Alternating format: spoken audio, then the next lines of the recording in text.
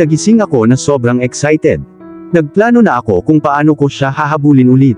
Nakahiga ako sa kama habang nakatingin sa kisame. Namiss kong gumising sa umaga kasama ang aking asawa sa tabi ko. Palagi siyang natutulog sa ibabaw ng aking katawan at gustong-gusto ko ito. Lagi akong nagluluto para sa kanya.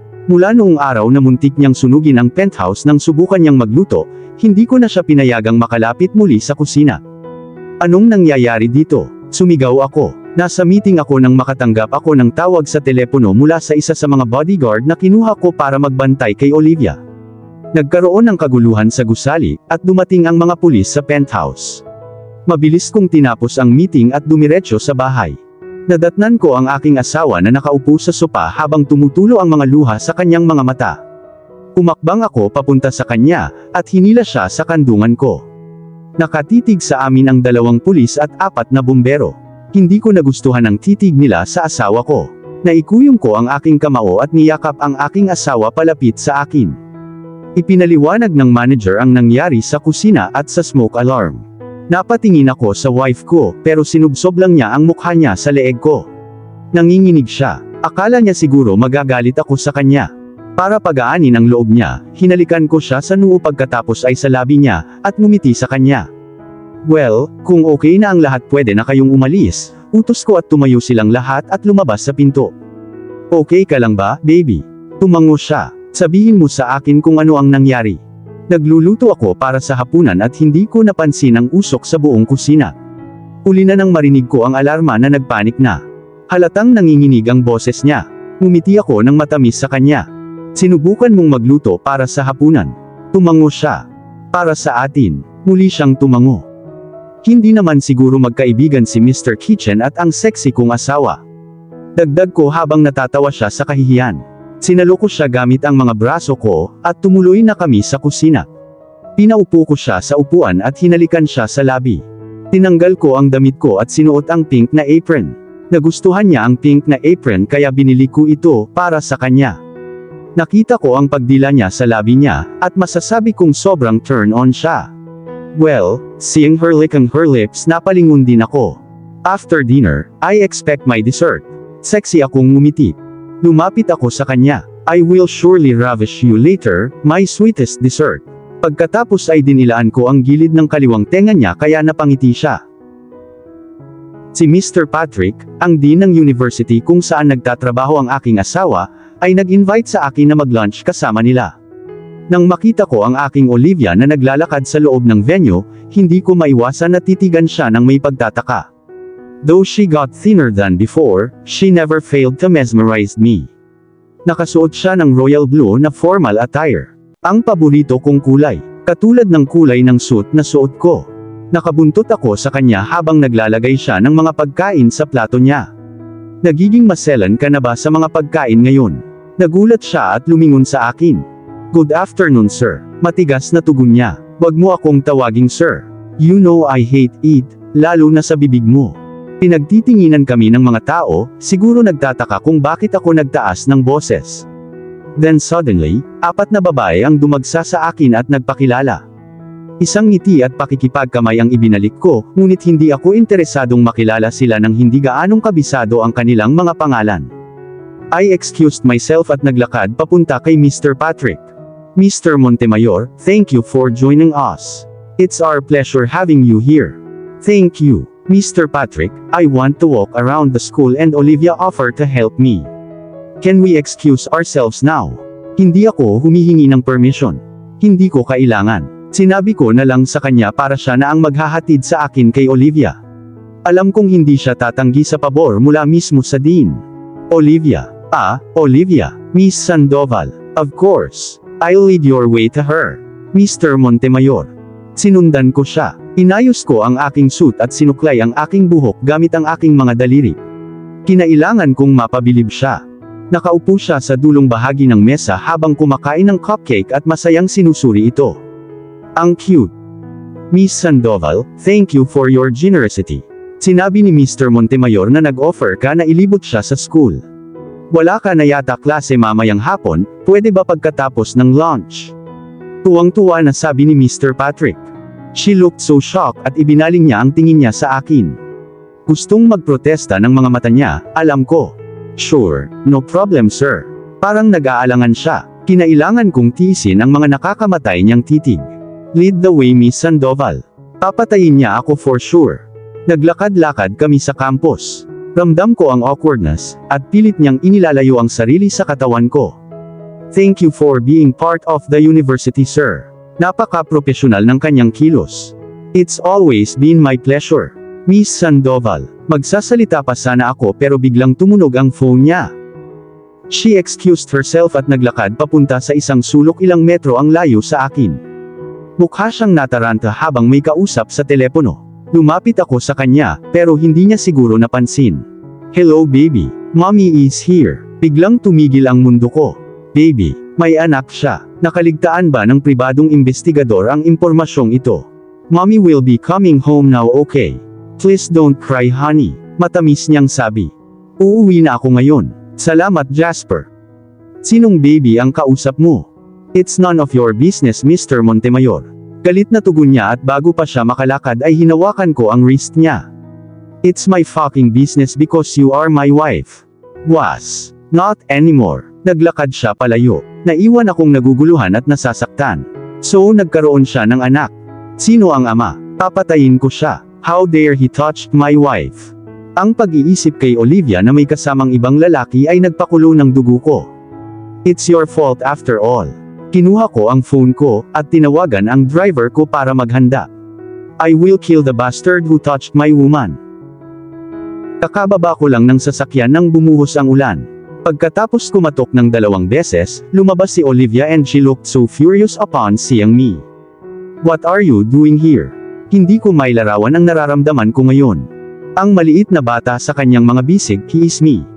Asul na mata, oh my god. Anong ginawa mo, Hunter? Pwede ba akong pumasok? Hindi siya sumagot. Sigurado akong ayaw mong magtaka ang mga kapitbahay mo kung bakit ako nakatayo sa labas ng bahay niyo.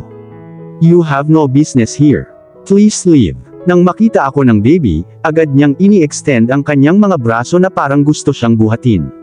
Pagtingin ko sa kanya, lumukso ang puso ko sa tuwa. Hinawakan ko ang malambot niyang chubby cheeks and he giggled adorably and held my fingers. Napakalakas at malakas na ungol ng kulog kaya napatalo ng bata. Lumapit siya sa mommy niya. Pinalot ko sila ng aking mga braso at pinapasok sila sa loob ng bahay. Tinanggal ko ang coat ko, at itinabi ang sapatos ko. Pwede ko ba siyang kunin? Tumango siya. Dahan-dahan ko siyang hinawakan sa braso at humagikik ulit. My little munchkin, my baby, my little son. Ako ay nasa bingit ng pag-iyak. Niyakap ko siya at hinalikan ang ulo niya ng buong pagmamahal. Ipinulupot niya ang kanyang maliliit na braso sa aking leeg habang ako ay naghaham ng isang kanta, pagkatapos ay marahan niyang ipinikit ang kanyang mga mata. Lumalakas ang bagyo sa labas. Napansin kong palihim na pinupunasan ni Via ang kanyang mga luha. Nasasaktan akong makita siyang umiiyak at alam kong ako ang dahilan. Dahan-dahan kong inihiga ang aking anak sa kama, at inayos ang mga unan sa paligid niya. Tuwang-tuwa ako nang malaman kong may anak ako kay Olivia. Hindi na kailangan ng anumang pagsusuri sa dugo. Alam kong anak ko siya, sarili kong dugo. I need to talk to you. Sabi ko kay Olivia, pero nag-walk out lang siya. Tumingin ulit ako sa anak ko, at hinalikan ang chubby cheeks niya. I'm sorry, my baby. Pangako ko, anak, I will get you and mommy back. Anong gusto mo? Putol niya. What's our baby's name? Mahinahong tanong ko. Nikolai James, and he is my baby. Nag-aapoy na siya sa galit. Naramdaman ko ito. Kailangan kong umatras ng ilang pulgada kung hindi ay lamunin niya ako doon. Ginamit niya ang middle name ko para sa anak namin. Lalo akong nagpapasalamat at natuwa. Alam kong galit ka sa akin ngayon. Pero ipapaliwanag ko sa iyo kung bakit ako. Higit na galit ako ngayon, lalo na akong galit. Ako ay higit sa galit. Puno ako ng galit. Nang makita ko ang kanyang mga luha ay nasaktan ako sa kaibuturan. No, huwag mo akong hawakan. Sinubukan kong punasan ang mga luha niya, pero tinabig niya ang kamay ko. Olivia, pakinggan mo naman ako, pakiusap ko. No, tapos na ako sa'yo. Tapos na ako dito, baby. Do not call me that, never again. Nang lumuhod siya, hindi ko na napigilan ang emosyon ko. Nangingilid na ang mga luha sa pisngi ko habang nakayakap ako sa kanya. Napansin ko na lang na natahimik na siya. Doon ko nalaman na nawalan siya ng malay. Tinignan ko ang pulse niya at okay naman. Mukha siyang natutulog lang. Siguradong pagod na siya sa pag-iyak. Hinalikan ko siya sa noo at binuhat ng bridal style siya sa couch. Inihiga ko siya sa ibabaw ko at sa huli ay nakatulog ako. Let me go. Isang mahinang boses ang narinig ko. Iminulat ko ang aking mga mata, at tinitigan ang aking magandang asawa na nakapatong sa aking katawan.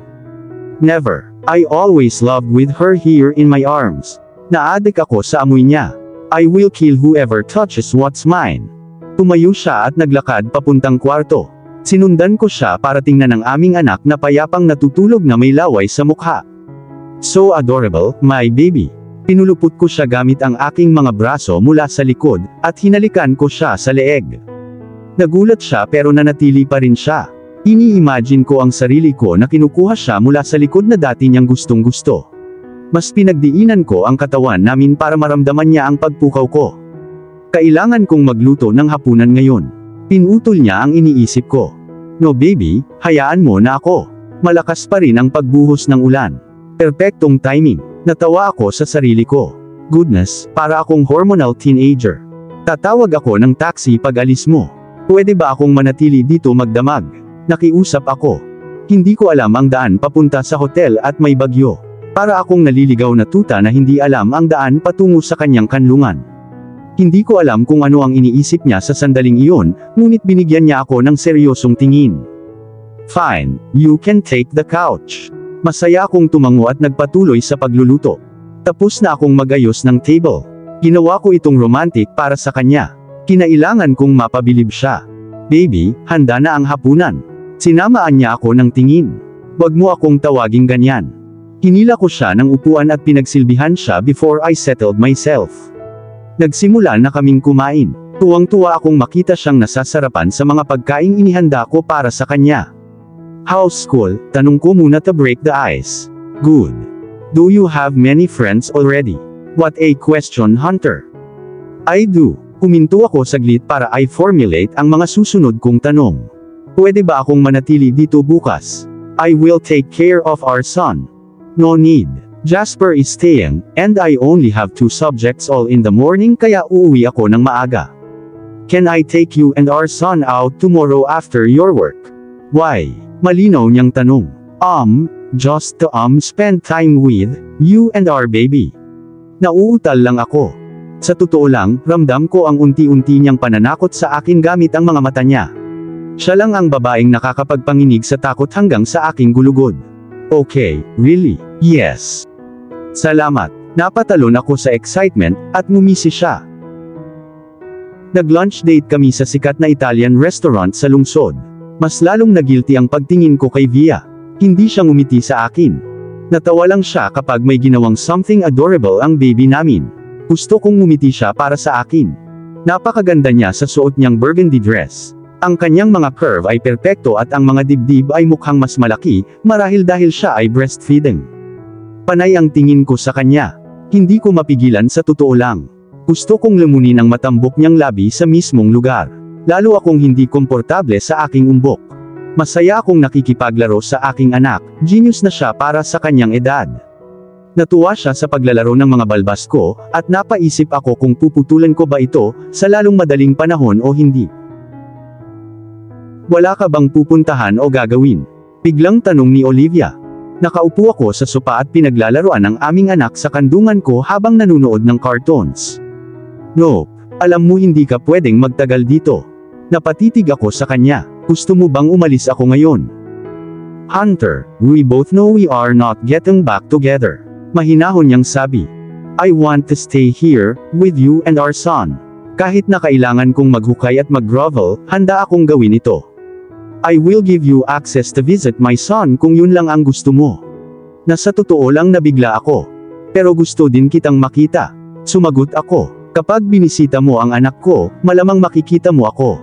No, I want to be present in your life and our baby every day, forever, nakiusap ako.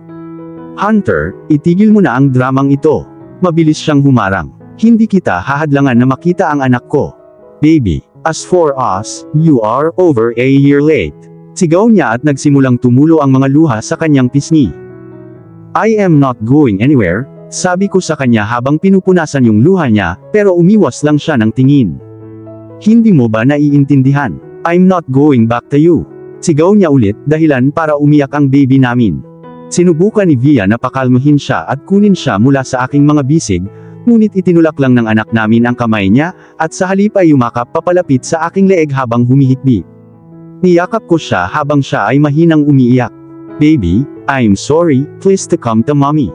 Sinubukan ni Via na makuha ang kanyang atensyon at sa wakas ay iniabot niya ang kanyang mga braso sa kanyang ina. Wala naman akong sinasabi. Malamang nagmukha akong tanga. Nanatili lang akong nakatayo at hindi makapagsalita ng kahit anong salita. Nasasaktan akong makita ang asawa ko na umiiyak at nanlulumo. Aalis ako saglit. Babalik ako mamaya. Nagsalita ako sa mababang tono. Napansin siguro ng anak ko ang paglabas ko ng pinto dahil umiyak na naman siya. Inabot niya ang mga braso niya sa akin. Nagsimula ng mamuo ang mga luha sa kanyang mga mata. Naglakad ako pabalik at binuhat ang aking anak at hinalikan sa ulo. I love you son, daddy will be back okay. Matamis kong sabi sa kanya at ibinalik sa mommy niya. At dito na po, nagtatapos ang part 13 ng ating kwento. Sabay-sabay po nating abangan ang susunod na kabanata. Maraming salamat po. God bless and stay safe.